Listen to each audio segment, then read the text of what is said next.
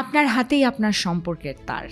আবেগকে বুঝে নিজের আচরণ কন্ট্রোলে রাখাই হলো সেলফ রেগুলেশন। আমি এখন কি অনুভব করছি, কেন এই অনুভূতিটা হচ্ছে, এবং এই মুহূর্তে আমি কিভাবে উত্তর দেব, এই সিদ্ধান্তগুলো যখন আপনি নিজে নিতে পারবেন, তখনই সেটাকে বলা হয় সেলফ রেগুলেশন। রাগ হওয়া খারাপ নয়, কষ্ট পাওয়া অস্বাভাবিক নয়, কিন্তু সমস্যা তখনই হয় যখন আবেগ আমাদের আচরণকে চালাতে শুরু করে। বিজ্ঞান বলছে আমাদের মস্তিষ্কের অ্যামিগডালা রাগ ও ভয় তৈরি করে, আর প্রিফ্রন্টাল কর্টেক্স আমাদের শান্তভাবে ভাবতে সাহায্য করে। সেলফ রেগুলেশন থাকলে এই দুয়ের মধ্যে ব্যালেন্স থাকে, না থাকলে নার্ভাস সিস্টেম নিয়ন্ত্রণ হারায়, আর তখনই আমরা বর্তমান মানুষটার উপর পুরনো ট্রমার বোঝা চাপিয়ে দিই।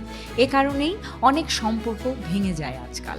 রাগ হলেই ঝগড়া, কষ্ট পেলেই দূরত্ব। কিন্তু যাদের সেলফ রেগুলেশন আছে, তারা যে কোনো সিচুয়েশনে নিজেকে শান্ত করতে পারে, তারপর কথা বলে এবং সিদ্ধান্ত নেয়।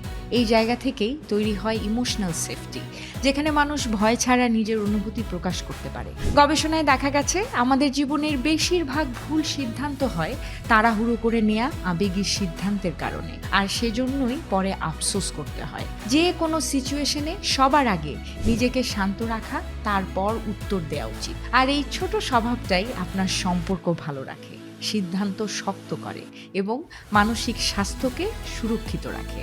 সেলফ রেগুলেশন মানে দুর্বল হওয়া নয়, বরং নিজের ওপর সবচেয়ে বড় শক্তি তৈরি করা।